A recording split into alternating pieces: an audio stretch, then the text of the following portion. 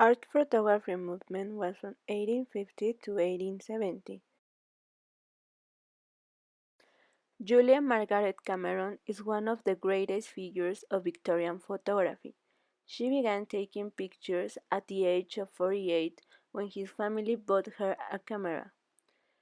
It is recognized because she made almost the opposite of what contemporary photographers normally did. Her work can be divided into three groups. In the first, we can see allegorical pictures with mythological or biblical themes. On the second group, we can find portraits of famous people, such as friends or her family. Finally, in the third group, we can find female portraits of her closest friends and servants. She worked with an unusual lack of interest in the background, simplifying scenes and almost no recourse of the assemblies. She was a believer in transcendentalist thought that says individual will and the love of beauty could make the invisible visible. This idea comes through in her work in which she captured the very essence of her sitters on film. Felix Gaspar Tornachon used as a pseudonym Nadar. He believed that a picture is just not a simple product of a technique. He was famous for launching the concept of aerial photography and was known for taking pictures of famous people. In 1858, he made his first photograph from a static balloon that he built called the Giant. Gustave Le Gray (1820–1884) was the main figure in French photography of the 1850s.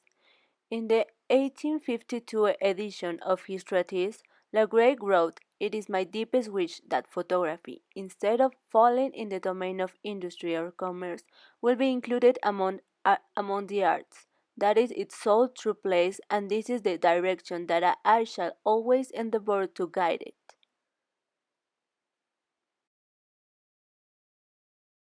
Eugene Adjet.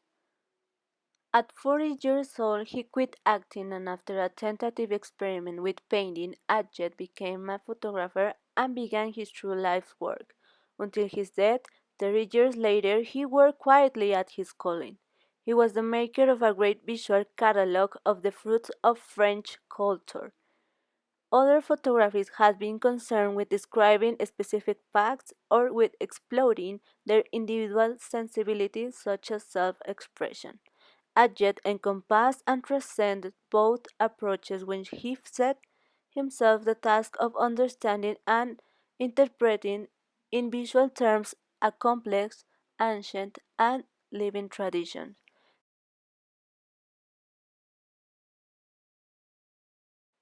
Fred Hollande was an American editor photographer. It is best known for two specific types of photography, which focus on the male body. One is religion pseudo images, and the second is images of modernist vision of ancient and industrial cultures. The technique used pictorialist effects to mimic the painting, so on many occasions produce blur, and he also uses inappropriate lenses to emphasize the halo effect.